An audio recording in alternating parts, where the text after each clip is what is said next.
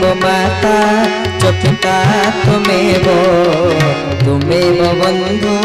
च सखा त्वमेव त्वमेव विद्या द्रविणं त्वमेव विद्या द्रविणं त्वमेव त्वमेव सर्वं मम देव देव त्वमेव सर्वं मम देव देव त्वमेव सर्वं कायेन वाचा मनसेन्द्रियर्वा बुद्ध्यात्मना वा प्रकृते स्वभावं करोमि यत्तत् सकलं परस्मै गुरुदेवाय समर्पयामि गुरुदेवाय समर्पयामि।